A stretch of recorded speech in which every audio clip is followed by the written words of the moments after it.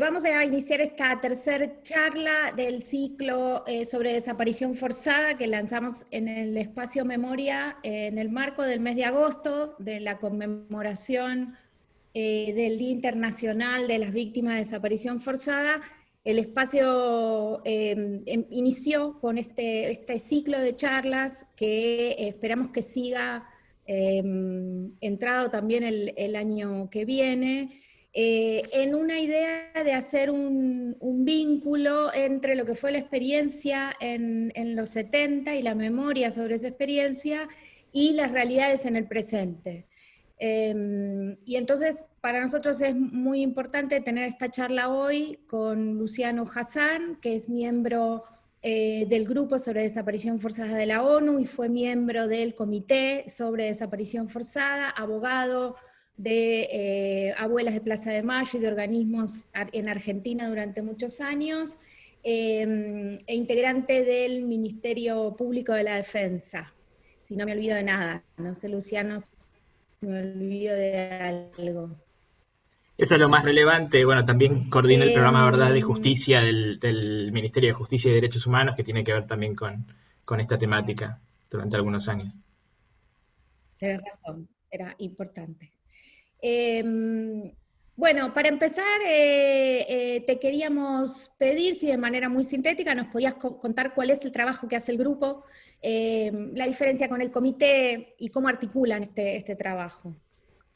El grupo de trabajo justamente este año está cumpliendo 40 años. Fue creado en 1980. Básicamente a partir de un reclamo de los familiares de desaparecidos, en particular de Argentina y de Chile, que venían denunciando donde podían en la comunidad internacional, sobre todo los exiliados, incluso muchos sobrevivientes que habían llegado en el exilio a Europa. Lo que buscaban era precisamente ser escuchados por la comunidad internacional, porque la respuesta que los gobiernos dictatoriales daban eran absolutamente violentas. Para ponerlo muy concreto, en nuestro ejemplo en Argentina, las madres eran tratadas de locas, pero también eran desaparecidas ellas mismas. Tenemos el ejemplo paradigmático que yo siempre doy para poner en contexto, el caso de la Santa Cruz, donde varios de los familiares fueron ellos mismos desaparecidos. Y esta situación ocurrió en muchos lugares del mundo y sigue ocurriendo lamentablemente en muchos lugares del mundo. Entonces, el grupo de trabajo se crea en 1980 con la necesidad de generar un canal de comunicación entre los familiares de desaparecidos y los gobiernos, precisamente por la falta de acceso a reclamos, a justicia, y sobre todo respuestas en términos de la aparición con vida de los detenidos desaparecidos, que era y sigue siendo la bandera. Entonces, el mandato inicial del grupo de trabajo y el mandato fundamental, aún hasta estos días, es el de funcionar como un canal de comunicación, es lo que llamamos el mandato humanitario. Es decir, que los gobiernos digan dónde están los desaparecidos, que aporten información para resolver el paradero de los desaparecidos. Todo caso que recibe el grupo de trabajo por una alegación de desaparición forzada queda abierto en el grupo de trabajo hasta que sea clarificado. ¿Qué significa ser clarificado? Que haya información fidedigna sobre su paradero. Si la persona está viva, por supuesto, que es el objetivo principal, pero si la persona fue asesinada, entonces que se identifiquen los restos, que se encuentren los restos, que se identifiquen y que sean entregados con el debido respeto a las diversidades culturales a los familiares. Ese es el mandato principal. Desde 1992 nace un segundo mandato cuando se aprueba por parte de la Asamblea General de Naciones Unidas la Declaración Internacional para la Protección de todas las personas contra las desapariciones forzadas. La declaración es un instrumento muy rico y muy avanzada para el año 92, donde se crea de alguna manera una serie de obligaciones muy importantes a los estados y se generan, por supuesto, también derechos para las víctimas. Y entonces, a partir de ese momento, el grupo de trabajo pasa a tener, además del mandato humanitario que explicaba recién, pasa a tener un mandato de supervisión de la declaración, de cumplimiento de la declaración. Entonces, a partir de eso, el grupo de trabajo tiene la posibilidad de verificar si cada uno de los estados que forman parte de las Naciones Unidas cumple con los estándares previstos en esta declaración. Esto lo hace a través de una diversidad de comunicaciones, como por ejemplo las alegaciones generales, que el grupo de trabajo remite a los estados cuando recibe una alegación de alguna violación a esta declaración. Entonces, en ese caso, el grupo de trabajo remite una alegación general con una serie de preguntas que le hace el Estado con la idea de entablar un diálogo para resolver esta eventual violación de la declaración. Esa alegación se publica también en los informes del grupo de trabajo, entre muchos otros mecanismos de protección que el grupo tiene, también como la intervención para casos de amenazas,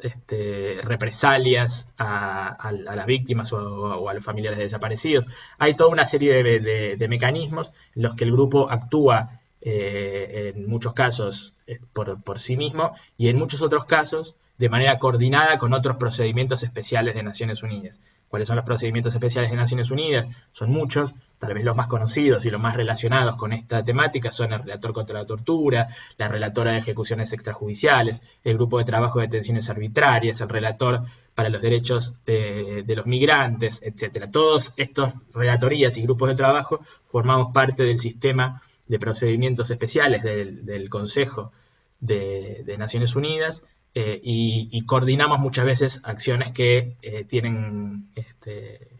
que ver con distintas temáticas. El comité, entonces, vos me preguntabas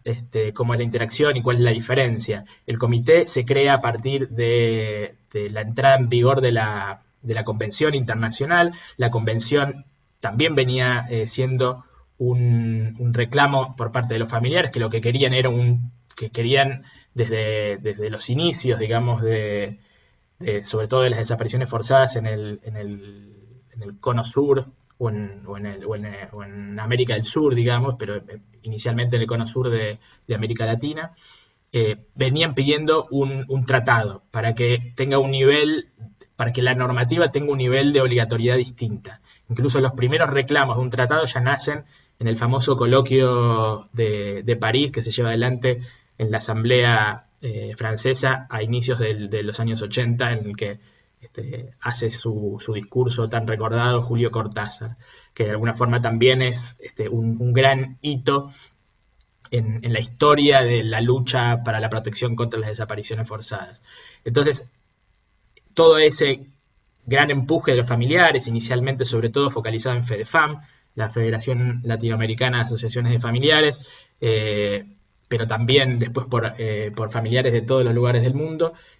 terminan con la aprobación de la Convención Internacional en el año 2006. Luego se alcanzan las ratificaciones necesarias para que la Convención entre en vigor en el año 2010, con un fuerte empuje de países como Francia y Argentina para lograr digamos, la ratificación mínima para la entrada en vigor. Estamos cumpliendo también ahora, justamente este año, los 10 años de entrada en vigor de la Convención, que es un aniversario también importante,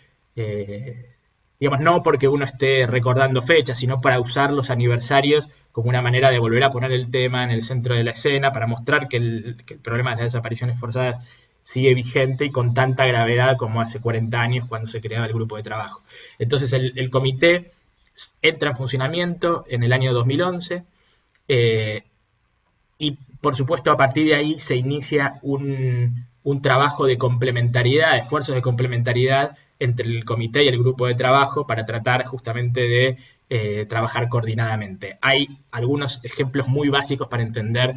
cómo complementamos el trabajo entre el comité y el grupo. Por un lado, y lo que es más importante y más obvio decir, es que el comité solamente tiene competencia sobre aquellos países que han ratificado la convención. Entonces, la competencia del comité hoy por hoy está básicamente alrededor de 1/3 de los países que forman parte de las Naciones Unidas. Es decir, la convención está todavía lejos de alcanzar su universalización y este debe ser el esfuerzo más grande por parte de la comunidad internacional de lograr la universalización de la convención. Entonces, hoy por hoy, el grupo de trabajo, como tiene competencia, como les decía antes, sobre todos los países que forman parte de las Naciones Unidas, se ocupa primordialmente de aquellos estados que no han ratificado la convención. Esto no quiere decir que el grupo de trabajo no tenga competencia sobre esos países, pero hay una idea de complementariedad, sobre todo tratándose de los sistemas de casos, en particular de lo que son las acciones urgentes, que son, este sistema que antes explicaba del mandato humanitario del grupo de trabajo, que también se crea para el comité a través de la convención, en lo que es el artículo 30 de la convención, que llamamos acciones urgentes, y que ha sido definido de alguna forma como una suerte de habeas corpus internacional. Funciona de esa manera, que tiene la ventaja por sobre el mecanismo del grupo de trabajo de que al ser un mecanismo convencional, el Estado que ratifica la convención de alguna forma firmó un pacto, firmó un contrato diciendo nosotros nos comprometemos a cumplir con estas reglas, con este procedimiento. Entonces tiene una fuerza normativa distinta. Además, la acción urgente del comité le da la posibilidad al órgano de emitir, por ejemplo, medidas cautelares, medidas de protección a las víctimas. Entonces, lo que sugerimos siempre a las víctimas cuando necesitan recurrir al grupo de trabajo o al comité es que si la desaparición ocurrió en un estado parte de la convención, que lo más lógico es que recurren al comité. Esto por una cuestión de manejo de recursos, obviamente, para que el grupo se pueda ocupar de los países que no han ratificado la convención, pero al mismo tiempo porque en términos de fortaleza normativa es más recomendable para una víctima, para una familia, recurrir al comité que al grupo de trabajo. Tiene otra fuerza en términos normativos. Entonces, y después también hacemos un gran esfuerzo para mantenernos comunicados. Tenemos una sesión anual conjunta donde nos reunimos y tratamos de compartir nuestras agendas, de tratar de coordinarlas. Solemos sacar comunicaciones conjuntas todos los años para el Día del Detenido Desaparecidos, como hicimos ahora la semana pasada, donde nos abocamos a la situación de las desapariciones forzadas en el contexto de la pandemia del coronavirus, que tal vez por ahí podemos hablar luego de eso, pero todos los años elegimos un tema justamente, elegimos un mensaje para dar a la comunidad internacional en conjunto, y de hecho hemos coordinado nuestros 2 últimos trabajos de fondo, si se quiere, sobre temáticas parecidas que de hecho requieren coordinación. El comité sacó el año pasado sus principios rectores para la búsqueda de personas desaparecidas, que es un documento muy importante, fijando justamente estándares para la búsqueda de los desaparecidos, y nosotros estamos a punto de presentar ante el Consejo de Derechos Humanos dentro de 10 días, el 21 de septiembre, nuestro último informe temático, que es sobre políticas públicas para la investigación eficaz de las desapariciones forzadas. Y entonces ambos informes interactúan, se entrelazan, porque justamente parte de lo que abordamos es la necesaria coordinación entre búsqueda e investigación penal. Entonces, bueno, hacemos un gran esfuerzo para complementarnos, una complementariedad que es necesaria, pero al mismo tiempo es muy evidente que el contexto internacional nos muestra que ambos órganos tienen que seguir todavía funcionando, que ambos son necesarios. Bueno, podemos ir un poco, si querés, porque era parte de lo que te queríamos preguntar, al contexto de pandemia, que me parece que es importante, aunque tenemos un montón de otras preguntas, pero me parece que ya que recientemente sacaron el comunicado, es interesante ver qué información tienen ustedes sobre la situación de la desaparición forzada de personas en el texto, o relevar de alguna manera. ¿Cuál es esa situación? Bueno, es difícil dar, digamos, un panorama absolutamente extensivo. Lo que sí podemos afirmar es que sigue habiendo desapariciones forzadas, que la pandemia lamentablemente no impactó en términos de disminuir este problema en todo el mundo, que seguimos conociendo de casos ocurridos en estos últimos tiempos. De hecho, ha habido casos en los cuales las personas desaparecen en el marco de medidas de seguridad justificadas o presentadas en el marco de la pandemia. De hecho, en los casos de Argentina que conocimos en los últimos meses están inmersos en ese contexto. Eso por un lado. Por otro lado, lo que es absolutamente grave y urgente es que miles de personas permanecen desaparecidas en distintos países del mundo y su integridad personal, sus riesgos de perjudicarse su salud se ven incrementados a partir de la pandemia. Esto que pasa con las personas que están legalmente detenidas en todo el mundo, que ha generado decisiones importantes en muchos países para instar a la liberación de personas detenidas que podían pasar sus detenciones afuera de distintas formas de prisionización, se ve muchísimo más agravado cuando las personas están desaparecidas en lugares en los que ni siquiera conocemos, que no tienen ningún tipo de control, donde ningún tipo de estándar sobre la detención se cumple, donde incluso las personas son sometidas a tortura, cuando la propia detención no implica ya una forma de tortura, digamos, en las condiciones en las que ocurren las desapariciones forzadas. Entonces aquí uno ve una segunda instancia de grave preocupación que nosotros estamos tratando de evidenciar. Y después, el mensaje más importante que hemos tratado de dar es que los estados, a pesar de la pandemia, no pueden dejar de buscar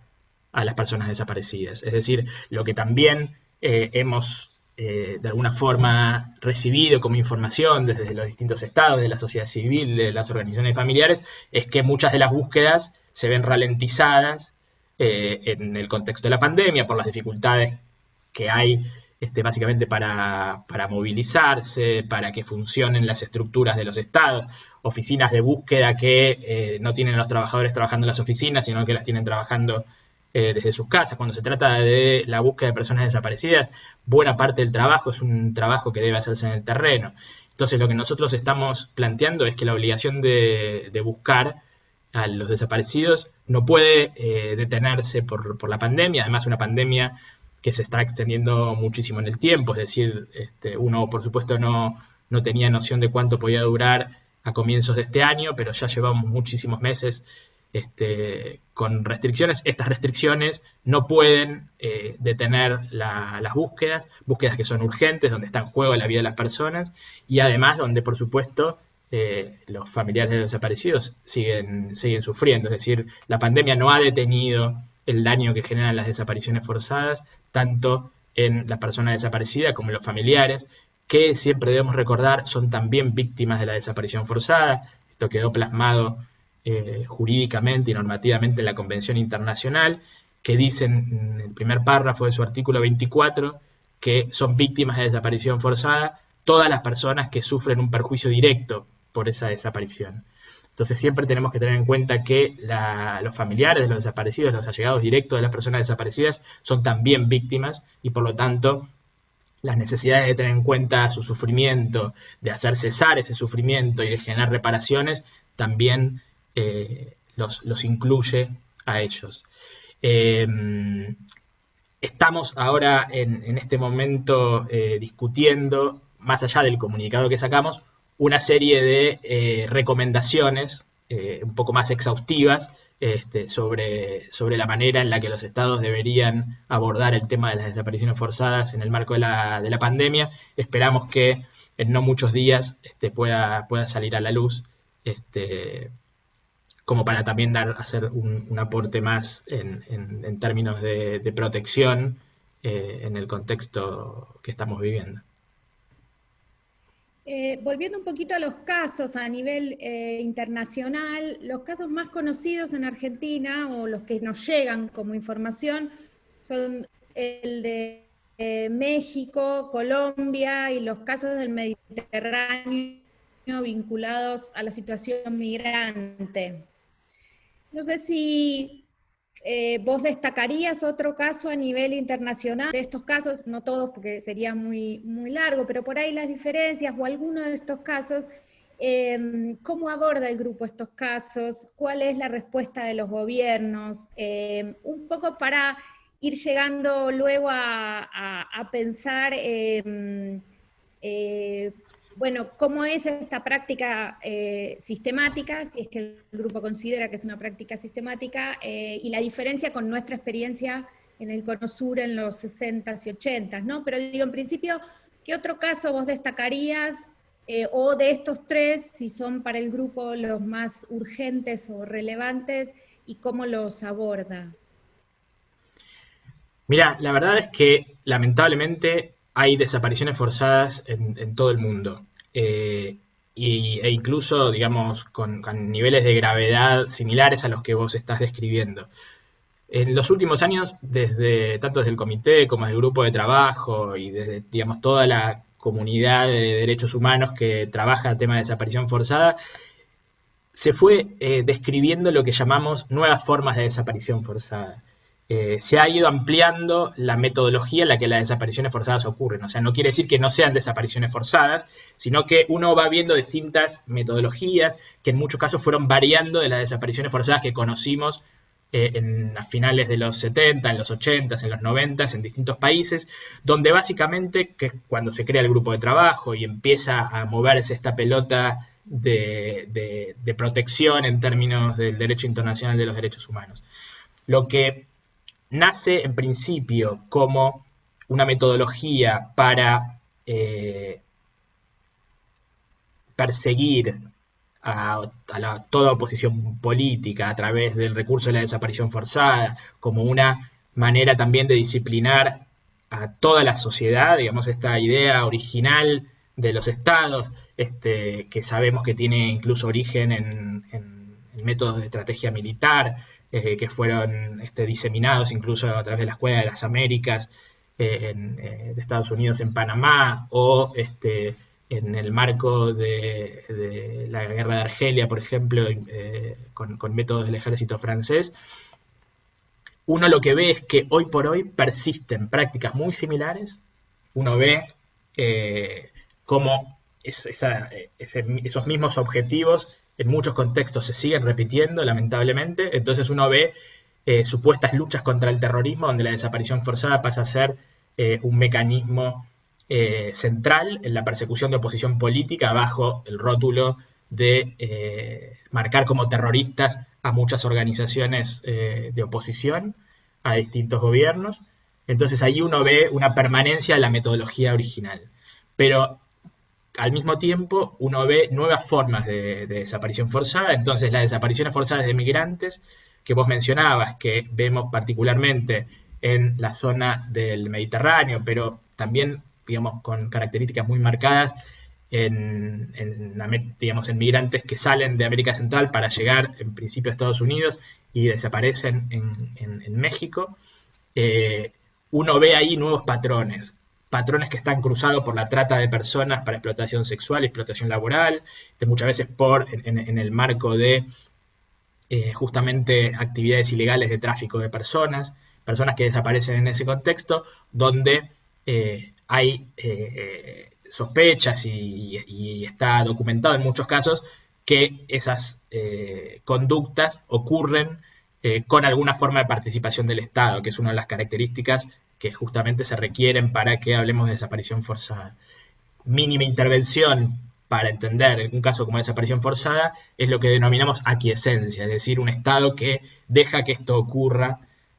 pudiendo evitarlo. Pero también lo que venimos viendo, lamentablemente en repetición,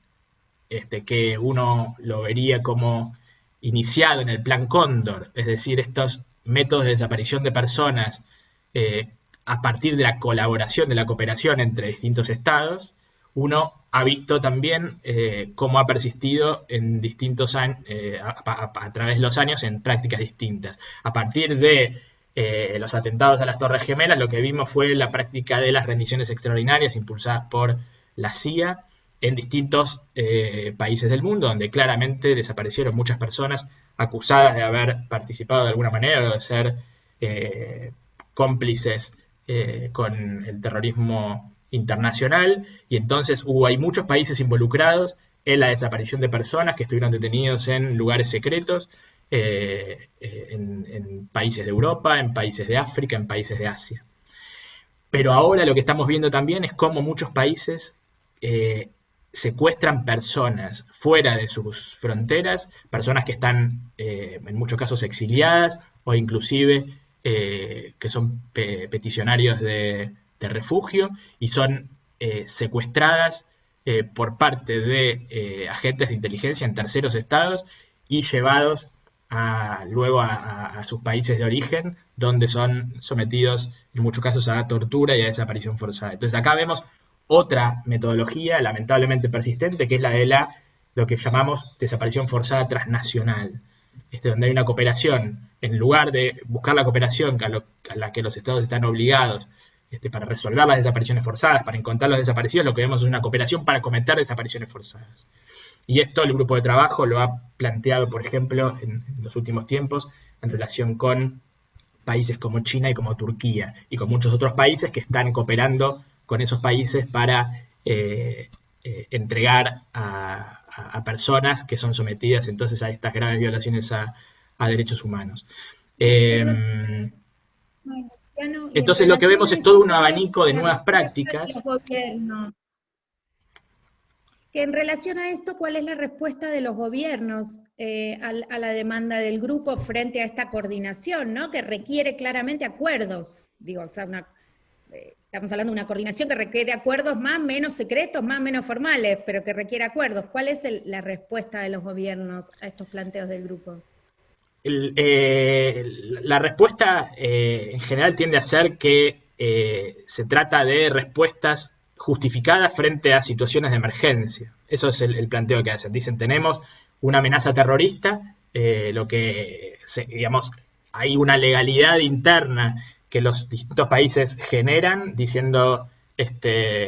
nosotros podemos llevar a estas personas a este campo que es para reeducarlos, para insertarlos en la sociedad, o es la manera en la que necesitamos detener a esta persona en este centro de detención donde es sometido a prácticas de tortura porque estamos procurando evitar nuevos atentados terroristas. Es decir, las justificaciones son incluso formales en muchos casos, lo que claramente viola un principio esencial que, digamos, tiene fuerza fortísima,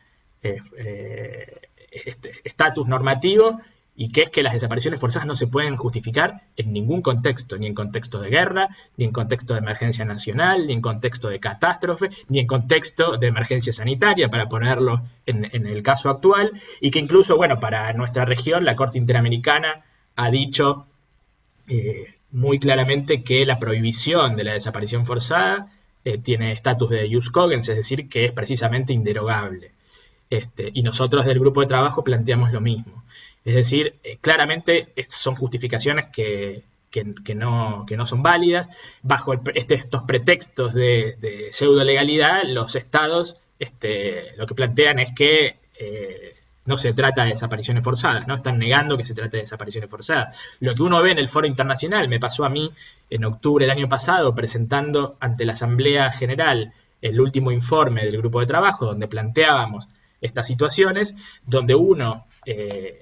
podía escuchar, y esto está público, digamos, fue una discusión pública que lamentablemente no tuvo repercusión en la prensa mundial, pero uno veía a los principales países del mundo en términos de potencia militar y económica, y muchos de los que están involucrados en estas alegaciones de desapariciones forzadas, digamos, preocuparse por la situación del otro país. Entonces uno escuchaba a Estados Unidos preocupado por China y por Rusia, uno escuchaba a China preocupada por lo que ocurría por parte de Estados Unidos, y así era ocuparse de las violaciones del tercero, pero no hacerse cargo de las propias. Entonces, bueno, la verdad es que lo que vemos es una fuerte hipocresía en este sentido, y en la respuesta de los estados, y lamentablemente, digamos, la universalización del problema hace que no sea tomadas digamos, como bandera para detener estas prácticas, salvo por unos pocos países que están muy comprometidos con la temática. Pero lo que vemos es, digamos, la universalización del problema justamente tiende a hacer que el problema no esté en el primer nivel de preocupación en términos de violaciones a derechos humanos en el mundo, cuando debería serlo, porque es, digamos, probablemente la violación a derechos humanos más gravosa, digamos, por la afectación que tiene, porque incluso en la gran mayoría de los casos implica la vida de las personas. Pone en riesgo la vida de las personas, eso está claro, implica tortura, implica un sufrimiento adicional a los familiares. O sea, esto ha estado trabajado en el derecho internacional humanitario, en el contexto de las guerras. Hay consenso, mucho consenso en términos de la gravedad de la situación. Sin embargo, parece no haber una conciencia real en la comunidad internacional para poner fin de manera enérgica la práctica de desapariciones forzadas. Y en este marco, de acuerdo a tu experiencia, digo, teniendo este marco de gravedad que planteas, esta situación universalizada, ¿cuál podría ser para la incidencia del... la otra pregunta es cómo llegan los familiares, los activistas de derechos humanos a los foros internacionales, ¿no? O sea, ¿cómo es ese camino? Digo, es un camino que sabemos que tiene riesgos, pero que también, digo, tiene costos, que supongo que el grupo trabajará en términos de abrir los mecanismos para que los familiares lleguen, ¿no? Pero digo, ¿cómo es ese camino para que los familiares lleguen a este foro internacional que vos contás? Y cuando se encuentra el grupo y los familiares con esta situación de gravedad que vos contás, ¿cuál crees que puede ser el impacto de la labor del grupo? Nosotros lo que hemos venido haciendo es tratando de facilitar el acceso, ¿no? Entonces, lo que es importante también que se entienda cuando uno tiene este tipo de conversaciones que sirven para la difusión también, es que las comunicaciones al grupo de trabajo no requieren de ninguna formalidad. Se pueden hacer hoy por hoy a través de correo electrónico, no hace falta mandar las comunicaciones a través del correo postal, como ocurrían en sus inicios, ¿no? Que incluso tienen muchísimos mayores costos, a veces por las distancias. Por supuesto que no todo el mundo tiene acceso al correo electrónico, y en este punto juegan un rol importantísimo muchas organizaciones de la sociedad civil que actúan como intermediarios entre los familiares de los desaparecidos y nosotros, facilitando el acceso. Por supuesto, el contacto directo con las víctimas es mucho más complicado porque el grupo de trabajo sesiona 3 veces al año, 2 veces al año sesiona en Ginebra, lo que por supuesto es muy costoso para quienes tienen que llegar a Ginebra desde lugares lejanos, y lo que hacemos para paliar estas limitaciones es sesionar 1 vez al año en distintos continentes. Entonces vamos eligiendo un país por región año a año. Entonces, cada año vamos sesionando en otra región, por lo menos para lograr tomar contacto con los familiares y las víctimas de un país, pero también con los países de la región, que tal vez facilita más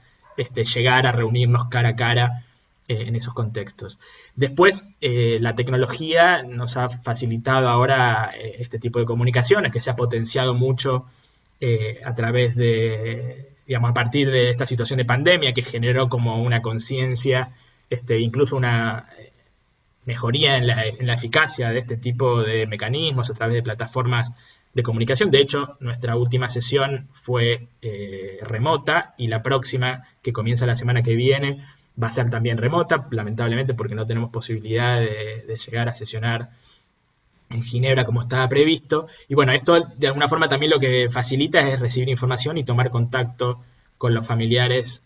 por estas vías, que obviamente no son las ideales, pero que al mismo tiempo, facilitan y economizan mucho el contacto del grupo de trabajo con las víctimas. El grupo de trabajo históricamente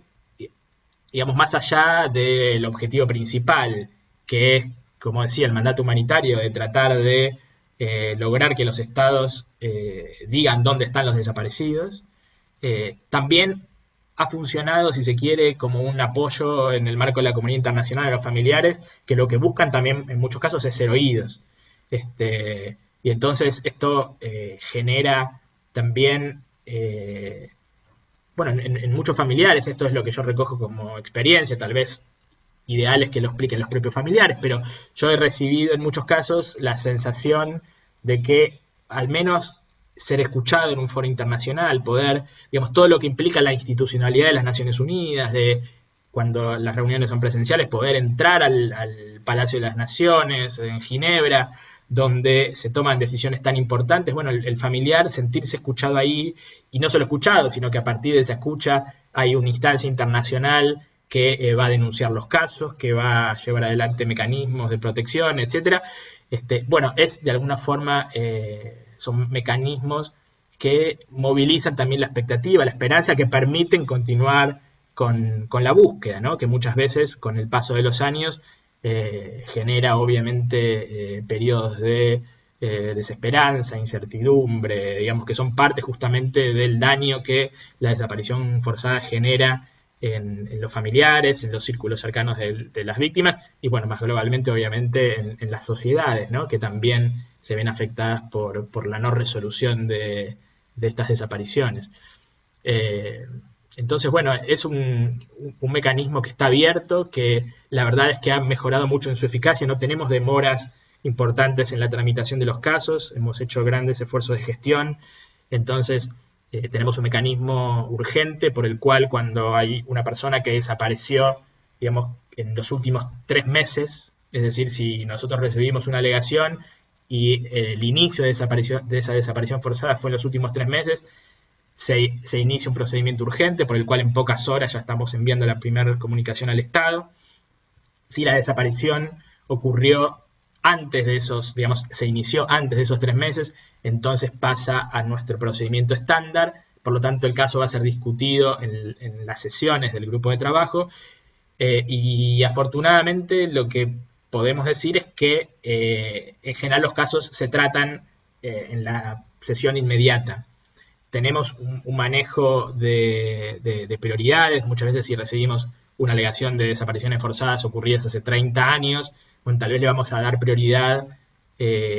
o incluso a una desaparición forzada ocurrida hace 60 años, vamos a darle prioridad a una desaparición forzada que ocurrió hace 1 año, por una cuestión de, bueno, mayores chances de que la persona se encuentre con vida y de que la intervención del grupo de trabajo pueda de alguna forma tener un resultado de protección en ese sentido, pero por suerte no estamos teniendo, como tienen otros mecanismos internacionales, grandes demoras. Entonces, en términos de acceso, el grupo está respondiendo bueno, de manera bastante eficaz en términos de rapidez. Por supuesto, los resultados son variables. Lo que sí podemos decir es que en muchos contextos las personas están apareciendo a partir de las comunicaciones del grupo de trabajo, sobre todo en aquellos casos donde funcionan estos mecanismos de desapariciones en el marco de persecución del terrorismo, etcétera, donde las personas son efectivamente detenidas en cárceles clandestinas o espacios de detención de servicios de inteligencia durante mucho tiempo, donde las personas no son ejecutadas inmediatamente o no son ejecutadas, y en muchos de esos casos hemos visto la eficacia de la denuncia internacional, de la mediación o de la participación del grupo de trabajo enviando comunicaciones. Y para ustedes, ¿tramitan todas las denuncias que llegan o hay algún mecanismo para evaluar la denuncia? Digo, muy vinculado a la otra pregunta que sigue, que es ¿cuáles son los elementos que ustedes toman para definir la desaparición forzada, ¿no? La desaparición forzada tiene 3 elementos que hay que tener en cuenta y que justamente definen al caso como tal, que tienen que estar para que el grupo de trabajo pueda entender sobre el caso y pueda transmitir una comunicación a un Estado por una desaparición forzada, justamente. Los 3 elementos son la privación de la libertad de una persona, que no necesariamente tiene que ser ilegítima en un primer momento, es decir, puede ser una persona que sea detenida legalmente en el marco de la comisión de un delito. El asunto es que por la aparición de los otros dos elementos, siempre esa detención se torna, por supuesto, ilegítima o ilegal. Los otros dos elementos son la participación del Estado que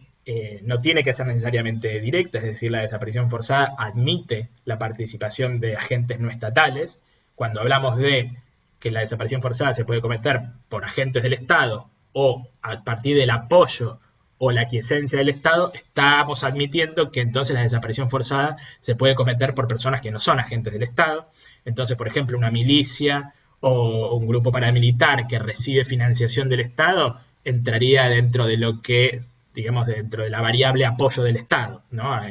Uno no tendría ninguna duda en ese sentido. Los casos más complejos son los casos de aquiescencia, donde parece que el Estado está dejando hacer, y que eso uno lo ve en países como México, por ejemplo, donde en muchos estados funciona la criminalidad organizada, que en muchos casos comete desapariciones forzadas. En muchos casos uno ahí lo que ve es directamente apoyo del Estado, porque funcionarios de las policías municipales, de las policías estaduales, incluso de fuerzas federales, digamos, se ha visto cómo han participado muchas veces en las actividades delictivas, pero en muchos casos también lo que se ve es como digamos, cierta complicidad en el dejar hacer, aunque no haya una ejecución directa. Pareciera que en algunas regiones, en algunos contextos,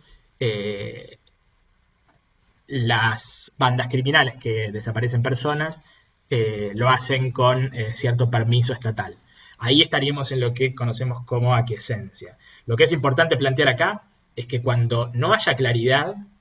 sobre la forma en la que ocurrió la desaparición forzada, pero cuando hay una presunción de que pudo haber algún tipo de participación del Estado, sea directa o indirecta, los estándares internacionales lo que indican es que el caso debe investigarse como desaparición forzada a nivel local y por lo tanto sería admisible para el grupo de trabajo. Es decir, si nosotros, digamos, la familia piensa que quienes estaban apoyando a los secuestradores eran personas con apoyo del Estado o eran agentes del Estado que estaban vestidos tal vez muchas veces con ropa de civil o con ropa negra, etcétera. Muchas veces se reconocen los vehículos en los cuales las personas son llevadas de sus casas. Muchas veces el propio contexto donde uno ya ve decenas, centenas o millares de desapariciones donde hay una vinculación con el Estado, aunque no haya información concreta del caso, pero en ese contexto desaparece esa persona, entonces el grupo de trabajo va a admitir esos casos y le corresponderá entonces al Estado investigar de manera eficaz, de manera independiente, de manera exhaustiva ese hecho y en todo caso poder demostrar que no hubo ningún tipo de participación y que no se trató de una desaparición forzada. Pero lo que es muy importante aclarar, y esto, digamos, tiene mucho que ver con algunas discusiones que ha habido por casos concretos acá en Argentina en los últimos años, es que es deber del Estado investigar y demostrar que no hubo una participación de fuerzas de seguridad, por ejemplo. Mientras que haya una alegación, mientras que haya una posibilidad, una duda de la participación de las fuerzas del Estado, el caso tiene que ser entendido como desaparición forzada y tienen que ponerse en funcionamiento todos los estándares que el derecho internacional de derechos humanos indica para este tipo de casos, tanto en términos de obligaciones del Estado como de derechos de las víctimas. Y el tercer elemento que tiene que aparecer para que el caso sea entendido como desaparición forzada es la negativa a brindar información o el ocultamiento del paradero de la persona, ¿sí? Entonces, en muchos casos la persona desaparece y cuando la familia de repente, incluso tenemos casos cotidianamente en los que fuerzas de seguridad en distintos lugares del mundo secuestran o se llevan a una persona. Cuando las personas van a las instituciones, digamos, los familiares van a una comisaría, a una fiscalía, a incluso organismos de inteligencia a pedir por el paradero de su ser querido, le dicen, no, nosotros no los tenemos aquí. Bueno, esa es la negativa a dar información, a reconocer la desaparición forzada. Y otra muchas veces es donde se reconoce la privación de libertad, pero no se dice dónde está la persona. Cuando no se brinda información sobre el paradero, también estamos frente a un caso de desaparición forzada. Entonces, si se dan estos requisitos, el grupo de trabajo va a intervenir y, como decía antes, entonces es responsabilidad del Estado investigar, es decir, el grupo de trabajo no le va a exigir a los familiares, por supuesto, que prueben la ocurrencia de los tres elementos. Esto se va a dar a partir de información, que además es información que es muy variable de acuerdo a los casos. Hay países en los que las desapariciones forzadas ocurren en el marco de regímenes muy opresivos, donde la propia denuncia pone en riesgo la vida de los familiares. Muchas veces transmitimos casos en los cuales no han sido denunciados internamente por temor a represalias. Todo nuestro procedimiento humanitario es un procedimiento confidencial, es decir, nosotros no revelamos quién es la fuente de la información. Por supuesto, sí requerimos, digamos, no aceptamos denuncias anónimas, nosotros sí verificamos quién hace la denuncia ante nosotros. Requerimos también que haya un consentimiento de los familiares. Este es un elemento central, tal vez el elemento central en términos de admisibilidad, porque nosotros no podemos transmitir un caso si no contamos con la conformidad de la familia de la persona desaparecida. ¿Por qué tenemos ese requisito? Porque nuestra actuación puede poner en riesgo la vida tanto de la persona desaparecida como de la propia familia, que muchas veces sigue estando en el terreno, en el país donde los hechos ocurren. Entonces, denunciar un caso de desaparición forzada muchas veces es una decisión que puede poner en peligro la propia vida de la persona que está denunciando. Entonces es una decisión que tiene que partir por parte de la propia familia. Lamentablemente nosotros no contamos con mecanismos concretos, no somos un organismo policial, ni tenemos posibilidad de ejecutar medidas de protección. Sí tenemos un mecanismo para denunciar hostigamientos, amenazas o agresiones a las personas que denuncian ante el grupo de trabajo, y es un mecanismo que no es solamente del grupo, sino, tenemos mecanismos de grupo, pero también hay en el marco de Naciones Unidas un espacio específico para tratar este tipo de asuntos, pero la verdad es que se trata de comunicaciones, de instancias de denuncia, donde las situaciones se dan a publicidad, pero no es que tenemos la manera de sacar a una persona de un país, ni que tenemos la posibilidad de dar custodia a las personas. Entonces, bueno, toda esta situación es una situación que genera riesgos, y esos riesgos tienen que ser asumidos por las propias personas. Muchas veces, con buena intención, hay terceros que intentan interceder con un ánimo de justicia, con un ánimo de poder avanzar en la búsqueda, pero el asunto es que lo que hay que tener conciencia es que todas estas acciones pueden poner en riesgo la vida de las personas, y entonces esas decisiones tienen que ser completamente informadas. De alguna forma es una suerte de asunción de valoración, de meritación de riesgos en muchos contextos, acceder o no al grupo de trabajo. Muchas veces recibimos información, y es importante recibir información aun cuando la persona no quiera que el caso se transmita, porque también a nosotros nos permite hacer un seguimiento de la situación aunque no transmitamos la comunicación, porque nos permite, cuando recibimos la información, ver la información en contexto, transmitir tal vez la información a través de otros mecanismos, de otro tipo de comunicaciones más generales a los estados. Muchas veces eso es lo que ocurre, digamos, donde las familias o las organizaciones no nos pasan los casos concretos, sino que nos pasan los casos que nosotros los conocemos, pero pidiéndonos que no lo transmitamos con el nombre específico al Estado. Entonces no se da inicio al sistema de casos, sino a otro tipo de mecanismos de protección. En términos también de elementos y perspectivas, ¿cómo ves vos que juega el tema del género en el fenómeno de desaparición forzada, y cómo lo incorporaron ustedes, ¿no?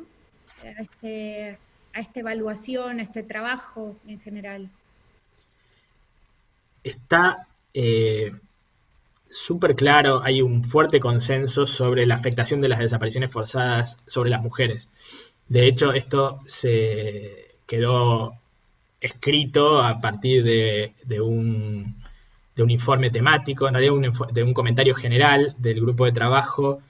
que, si no me equivoco, tiene que haber sido del año 2012,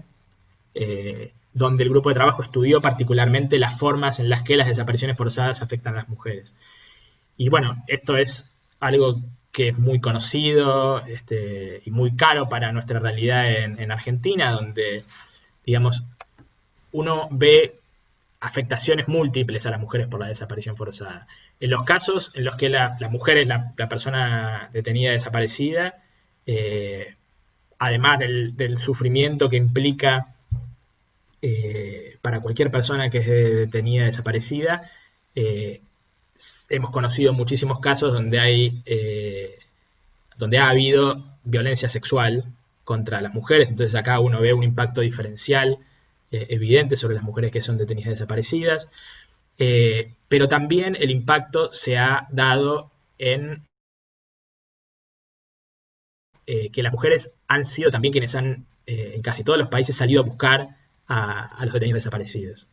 Y entonces en esa búsqueda también ha habido afectaciones severas a las mujeres, mujeres que han sido maltratadas, estigmatizadas en el marco de la búsqueda, mujeres que han sido asesinadas, muchas madres han sido asesinadas y desaparecidas en el mundo por buscar a sus hijos. Y por supuesto, el grupo de trabajo también ha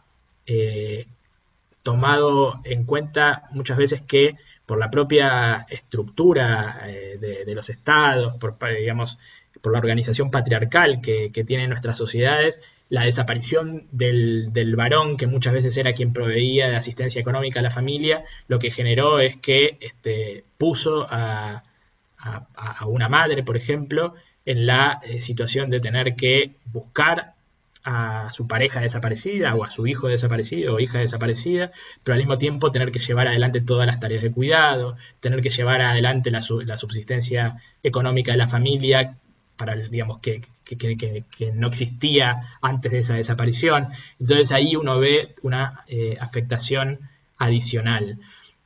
Por supuesto, ni hablar de las mujeres embarazadas desaparecidas, que han tenido que parir, y bueno, esto lo hemos conocido en particular en los casos de Argentina, en maternidades clandestinas, muchas veces con ojos vendados, esposadas a las camas, en lugares que no eran ni de cerca hospitales, en el marco básicamente de distintas formas gravísimas de tortura, arrancados sus hijos a los pocos días del parto. Bueno, el extremo es lo que hemos conocido como la pieza de las embarazadas de la ESMA, pero ahí uno ve, digamos,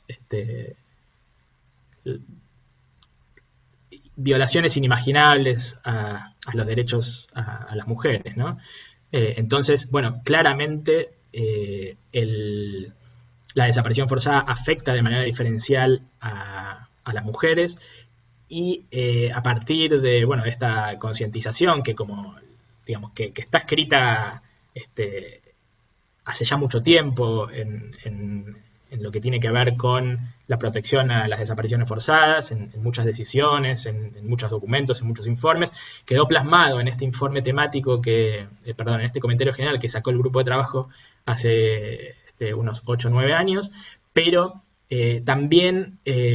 continúa siendo tomado en cuenta por los mecanismos. Por ejemplo, el enfoque diferencial ha sido trabajado especialmente por el Comité en los Principios Rectores para la Búsqueda de Personas Desaparecidas, que salió el año pasado, que antes mencionaba, que es un documento muy importante. Digamos, todo esto que yo recién evaluaba, dice el Comité, tiene que ser especialmente tomado en cuenta a la hora de la búsqueda de las personas desaparecidas, y nosotros hemos hecho algo similar en el informe que estamos a punto de presentar sobre políticas públicas para la investigación de las desapariciones forzadas. Es decir, que todo esto, sobre lo cual ya hay conciencia sobre el impacto diferencial, tratamos de que quede inserto, que sea transversal a las distintas recomendaciones que damos a los estados, bueno, en cada una de las instancias, en cada uno de los informes. Por supuesto, no es el único grupo que digamos, recibe de manera diferente el daño que generan las desapariciones forzadas, pero sí claramente bueno, está es uno de los principales. También estamos trabajando mucho desde hace algunos años sobre el impacto sobre los migrantes. Entonces también nuestro informe temático anterior fue sobre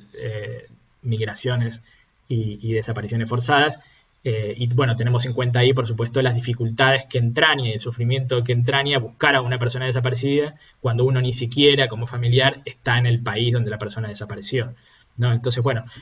tratamos de tener en cuenta, tenemos una fuerte conciencia de bueno, los impactos diferenciales que sobre determinados grupos tienen las desapariciones forzadas. Y bueno, pretendemos que ese impacto diferencial sea tenido en cuenta para asumir políticas por parte de los estados. Bueno, dos preguntas más para ir terminando. La mayoría de los casos de los que hablamos hasta ahora tienen que ver con situaciones de patrones o prácticas sistemáticas, ¿no? Pero algo vos decías, nombrando también los casos de Argentina, sobre los casos que se dan en democracias, que son democracias consolidadas, pero con enormes déficits en términos de violencia institucional, por ejemplo, y que producen casos de desaparición forzada. ¿Cómo se puede abordar esto, ¿no? Si querés en concreto, por ejemplo, hablar de la experiencia, vos nombraste recién los casos en Argentina, ¿no? Al principio, cuando estábamos hablando de pandemia. Si querés por ahí contar cómo llevaron adelante la experiencia sobre los casos en Argentina, por ejemplo, ¿no? Donde entiendo que el grupo no ve un patrón sistemático, sino casos que tienen la misma gravedad, pero digo que se deben tratar de otra manera, ¿no? ¿Cómo se abordan esos casos de desapariciones forzadas en democracias con déficit, pero democracias consolidadas? Cuando justamente yo trataba de explicar distintas formas o lo que denominamos nuevas formas de desaparición forzada, digamos, me faltó llegar justamente a prácticas como ocurren en Argentina, donde se dan básicamente desaparición de jóvenes de sectores humildes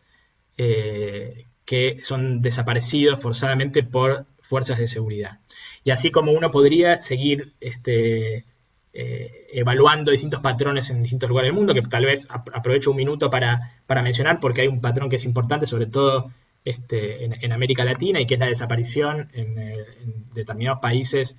del norte de Sudamérica, como en Colombia, por ejemplo, donde hay desapariciones de manera alarmantemente reiteradas, por ejemplo, de dirigentes sociales, de dirigentes que luchan por el cuidado del medio ambiente, donde uno ha visto cómo se repiten desapariciones en lugares donde, y esto he visto un informe hace un año, que de alguna forma describía la topografía de las desapariciones forzadas, y uno veía cómo se incrementaban las desapariciones forzadas en lugares donde había grandes emprendimientos, por ejemplo, para construcción de represas, etcétera, y entonces desaparecían los dirigentes que se oponían a ese tipo de emprendimientos, o cuando se trata de digamos, de dirigentes sociales que se oponen a determinados cultivos, etcétera. Entonces ahí, digamos, uno encuentra patrones de desapariciones de dirigentes de derechos humanos o de dirigentes sociales o relacionados con el cuidado del medio ambiente. En Argentina lo que uno ve es un patrón muy marcado, que es claramente una herencia de la dictadura y que tiene que ver con la supervivencia de la práctica de detenciones ilegales, en la mayoría de los casos, de jóvenes de extracción humilde, pobres, que son detenidos en el marco de, digamos, prácticas policiales de disciplinamiento, que cuando son detenidos en las comisarías, incluso hasta uno encuentra como patrón espacios diferenciales de detención en las comisarías, ¿no? Es el cuartito de averiguación de antecedentes, es ahí donde estos jóvenes muchas veces son torturados, y cuando esa tortura, que es una práctica que en muchos lugares del país aparece como, en términos de reiteración o repetición, termina con la muerte de la persona, porque básicamente se les va la mano en la tortura, eso es lo que uno puede ver en todos estos casos. Entonces se inicia todo un mecanismo de encubrimiento que configura la desaparición forzada de estas personas. Y esto uno lo ve en muchos casos. en el caso de Franco Casco en Rosario, que yo conozco bien porque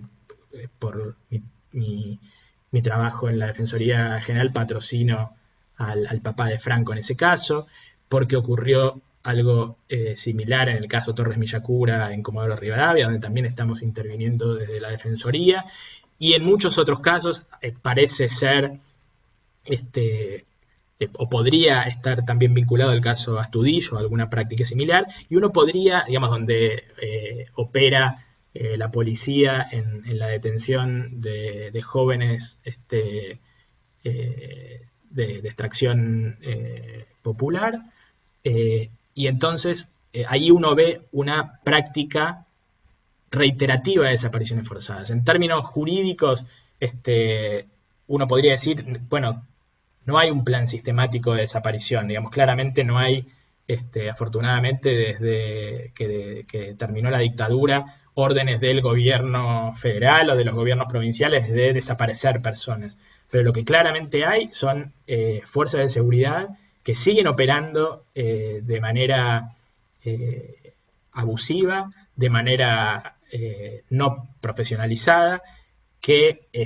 y ¿por qué digo no profesionalizada? Porque parece ser, digamos, el déficit de profesionalización es lo que genera que la única herramienta que parecen tener las fuerzas de seguridad para combatir el delito es salir a detener chicos por las calles. O sea, es un poco sintomático, porque si tuviéramos fuerzas de seguridad funcionando bien, que realmente tuvieran claro las mecánicas de la criminalidad organizada, donde las fuerzas de seguridad no estuvieran implicadas en la criminalidad organizada, claramente el problema de jóvenes pobres que pueden estar deambulando por las calles no es un problema de seguridad. Es decir, esto es parte de la disfunción con la que están funcionando muchas fuerzas de seguridad en el país, donde se ve como problema de seguridad situaciones que claramente no las son. Entonces, en muchos casos parece que entonces la respuesta a las sociedades o a determinados sectores de la sociedad es, bueno, vean que ya no hay más chicos dando vuelta en determinado barrio, como si eso fuera la verdadera inseguridad para la gente. Entonces, claramente se trata, me parece, de patrones que uno ve a repetición, lo que genera la necesidad de respuestas estatales enérgicas, y la necesidad de una reforma profunda del funcionamiento de las fuerzas de seguridad, que es algo que claramente los gobiernos democráticos en Argentina no han logrado hasta ahora, con algunas marchas y muchas contramarchas. Digamos, es imposible pensar que va a dejar de haber este tipo de desapariciones forzadas si no se dan reformas profundas en las fuerzas de seguridad. Y lamentablemente no parece haber hasta ahora un consenso político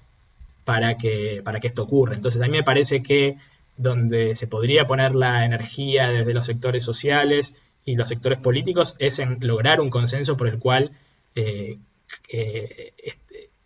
se reformen en serio las policías, se profesionalicen, y esa es la manera en la que este tipo de desapariciones, me parece a mí, van a dejar de ocurrir. Y mientras tanto, lo que hay que generar son instancias muy claras, muy eficaces y también muy profesionales para buscar a los chicos que desaparezcan en este contexto, para incluso buscarlos rápidamente y lograr incluso encontrarlos con vida, si es que básicamente no fueron asesinados bajo tortura, como ha ocurrido en muchos casos. Pero entonces yo entiendo y tengo claro que las reformas a las fuerzas de seguridad van a llevar su tiempo, entonces esto lo que requiere son mecanismos de respuesta en paralelo. Lo que a mí me preocupa y he expresado últimamente es que básicamente en muchos de los casos ni siquiera son los casos reconocidos como desaparición forzada inicialmente. Entonces las investigaciones comienzan cuando ocurren estas desapariciones en las provincias bajo el mando de las fuerzas de seguridad provinciales que están implicadas muchas veces o están sospechadas de haber participado en la desaparición. Entonces esto claramente genera, digamos, todos los efectos contraindicados, ¿no? Es decir, favorece la impunidad, favorece el desarrollo de mecanismos de ocultación de prueba, etcétera. Aun cuando estos casos pasan a la justicia federal, que es lo que debe ocurrir cuando se entiende que estamos frente a una desaparición forzada, la competencia para la investigación le corresponde a la justicia federal,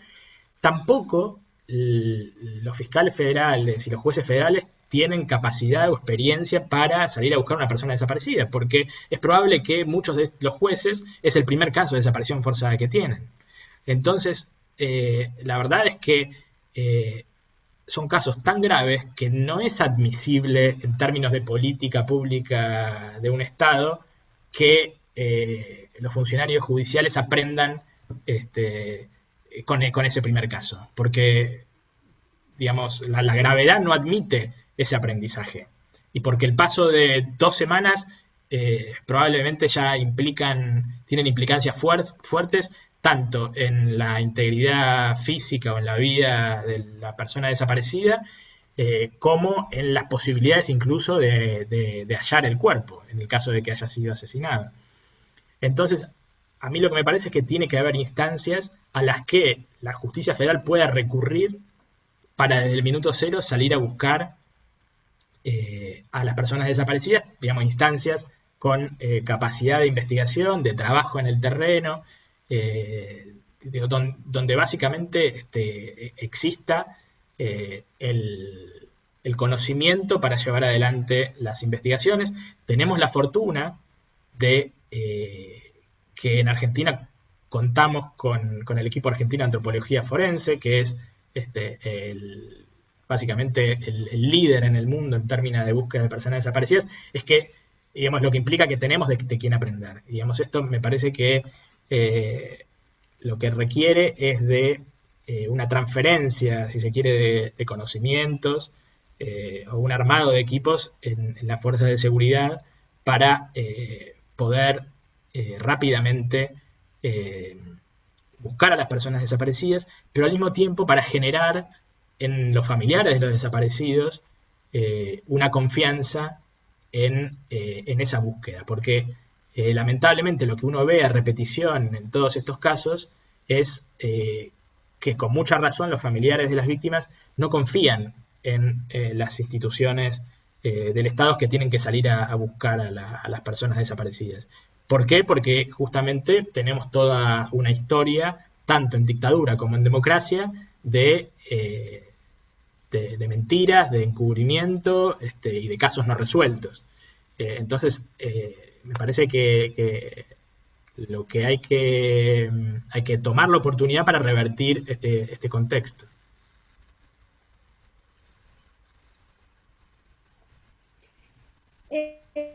Y en la evaluación que ustedes hacen, esta situación se repite en otros países a nivel internacional. ¿Se te ocurre un ejemplo de otro país donde ustedes denuncian este tipo de desaparición forzada? Así específico no hemos recibido información. Parece ser una metodología, digamos, muy propia de la realidad argentina. Como te decía antes, uno encuentra en muchos países distintos patrones específicos. No hemos recibido casos de esta naturaleza en otros países. Lo que no quiere decir que no haya abusos policiales, que no haya tortura en comisarías, pero no parecen terminar en desaparición forzada. No quiere decir que no los hayan, pero no hemos recibido información al respecto. Sí hay, digamos, patrones específicos en muchos lugares. Lo que estamos viendo en muchos países, que uno podría asimilarlo, pero es distinto, son desapariciones en el marco de protestas políticas, ¿no? Personas represión a la protesta social y desapariciones en el marco de esas protestas. Esto es algo que sí hemos visto, bueno, en el último caso en Bielorrusia, pero que lo hemos visto en distintos lugares del mundo. Bueno, la última pregunta, obviamente, agregar algo vos, es más que bienvenido. De mi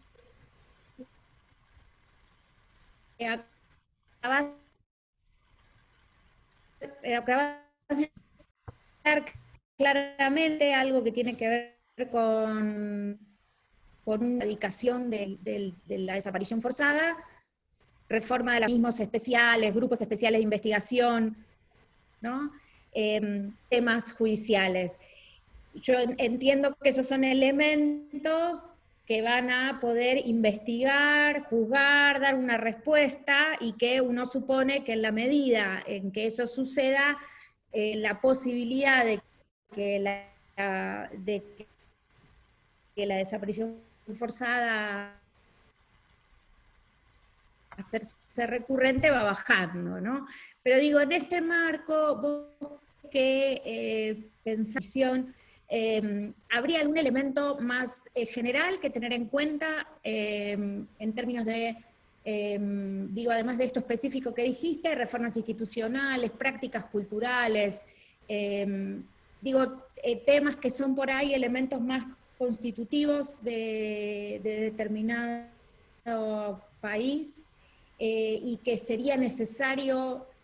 transformar de alguna manera para ir hacia la erradicación de la desaparición forzada?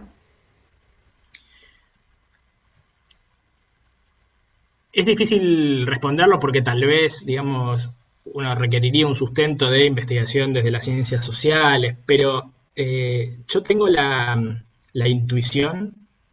basada en información obviamente, de que las desapariciones forzadas a repetición, sin hablar de llegar a una instancia de cuando ocurren de manera sistemática o generalizada, que obviamente también las incluye, pero cuando uno ve desapariciones forzadas a repetición, en general esto ocurre en países que tienen ciertas debilidades en las instituciones, y en particular en las instituciones de justicia. Yo creo que hay un fuerte factor que influye en la continuidad de estas prácticas de desaparición forzada, que es la impunidad. Y uno esto lo puede ver para estos casos en Argentina, más allá de que ha habido respuesta en algunos casos en términos de persecución penal,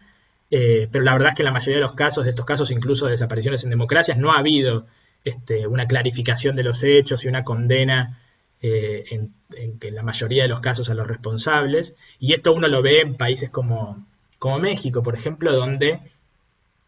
más allá de avances muy importantes en términos institucionales, como la sanción de leyes de protección a las víctimas o la sanción de la Ley General sobre desapariciones forzadas, que digamos tienen un nivel de complejidad y de avance en términos, digamos, de obligaciones del Estado y de reconocimiento de derechos a las víctimas, uno lo que ve es que siguen ocurriendo desapariciones forzadas. Y entonces, a mí, ahí lo que me parece es que el gran déficit es justamente la falta de eficacia de los sistemas judiciales para investigar y sancionar las desapariciones. Yo, la verdad, tengo la sensación de que mientras que no haya, digamos que más allá de la reforma institucional que requieren, por ejemplo, las fuerzas de seguridad o en algunos países las fuerzas militares, también es necesario, incluso para empujar esas reformas, que haya rendición de cuentas muy en serio. Es decir, mientras que no haya condenas, es muy difícil que los hechos dejen de ocurrir. Entonces, no es solamente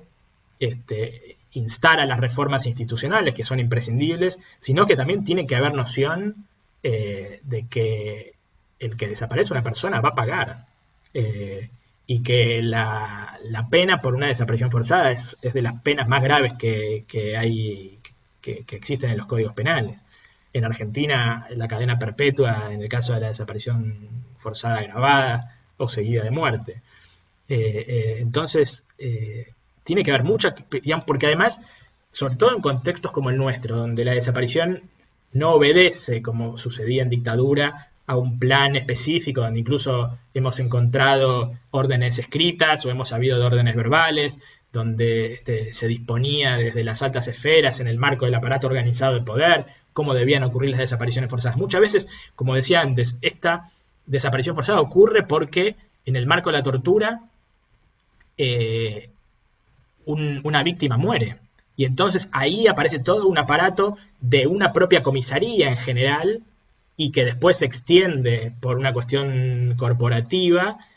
muchas veces a los ministerios de seguridad, etcétera, para encubrir los hechos. El asunto es que si realmente no hubiera impunidad en estos casos, eso terminaría en una tortura seguida de muerte, posiblemente, y no en una desaparición forzada seguida de muerte. Y en algún momento dejaría de haber torturas también, si efectivamente hay rendición de cuentas por este tipo de situaciones. Es decir, todos los compañeros o los jefes de quien asesinó bajo tortura a un chico detenido por averiguación de antecedentes, no se animaría a falsear una detención, a falsear los libros de registro de una comisaría, a disponer del cuerpo, a tirarlo a un río, si realmente tuvieran conciencia de que van a ser sancionados severamente por esto. Entonces, la verdad es que esto, y es una larga deuda, me parece, Argentina también, de la democracia, una reforma seria de la justicia federal. Se han creado, de hecho, instancias especializadas como la Procuraduría contra la Violencia Institucional, que ya tiene muchos años de recorrido y que ha trabajado en muchos de estos casos de desaparición forzada, pero lamentablemente, digamos, esto es una postura mía, digamos, no lo quiero especificar con nombres, pero todavía no hemos llegado a una instancia de la reforma judicial por la cual lo lógico sería que una procuraduría especializada como la Procubin tenga directamente la investigación del caso. Es un poco lo que decía antes, tiene que haber instancias especializadas. Y en todos estos casos, lo que hemos visto, cómo funciona y lo conocemos normativamente, y hemos muchas veces escuchado las discusiones con los distintos procuradores, las posturas que han tenido, nunca se ha dado el salto para poner a las fiscalías especializadas directamente a cargo de las investigaciones. Entonces, las fiscalías especializadas siempre funcionan como estructuras que colaboran con las fiscalías y entonces quedan de alguna forma a merced de la dirección de la investigación puesta por parte de los fiscales titulares o de los jueces de instrucción federal todavía. Entonces, su esquema de participación es muy limitado. Y entonces también, la clave desde mi punto de vista para la investigación de desaparición forzada y para la búsqueda de personas desaparecidas es la coordinación y es la dirección de las investigaciones. Y entonces cuando las responsabilidades quedan un poco esfumadas o diversificadas, es muy difícil tener resultados concretos. Yo pienso que esta reforma que se está reiniciando a la justicia federal, que ojalá se concrete, debería, entre otras cosas, permitir que estructuras especializadas para la investigación de criminalidad específica tengan la posibilidad de investigar directamente los hechos y que no dependan de estas estructuras de las fiscalías, que además están organizadas de manera refleja a los viejos juzgados federales. Tienen que ser estructuras con capacidad de investigar en el terreno, se tiene que dejar un poco esta práctica del expediente, de investigar a través de oficios. Bueno, todo lo que conocemos mucho por la reforma judicial que se viene llevando adelante en el continente hace ya muchos años, que se está llevando adelante además en muchas provincias desde hace muchos años, es decir, que no es nada que no conozcamos y de lo cual no seamos conscientes de los defectos. Es decir, acá están muy claras las cosas que hay por hacer. Y entonces para mí, digamos, una fuerte lucha contra la impunidad me parece también que es clave en esto. Entonces, no es solamente la reforma de las fuerzas de seguridad, o en su caso de las Fuerzas Armadas, de acuerdo al país, o de los organismos de inteligencia también, que cumplen un rol fundamental en las desapariciones forzadas en muchos contextos, sino también la modernización y el afianzamiento de sistemas de justicia que sean realmente imparciales y que sean eficaces, sobre todo. Bueno, te agradecemos muchísimo el tiempo, se hizo más tiempo del que esperábamos porque es muy interesante. Esto va a ser parte, como te decía, del ciclo de conferencias, así que se va a poder encontrar en las redes del Espacio Memoria Exesma, el Espacio Memoria y Derechos Humanos, y del portal Memoria en Casa, donde están las entrevistas anteriores. Así que bueno, muchas gracias como siempre por siempre estar disponible para lo que el espacio hace y bueno, nos estamos viendo por las redes. Muchísimas gracias también por esta oportunidad de difundir el trabajo que se hace sobre la temática de Naciones Unidas, que inclusive bueno, puede ser útil no solamente para Argentina, sino por el alcance a través de las redes sociales, podría llegar a ser interesante para otros contextos. Así que bueno, muchísimas gracias por la oportunidad de participar en este ciclo y a disposición como siempre.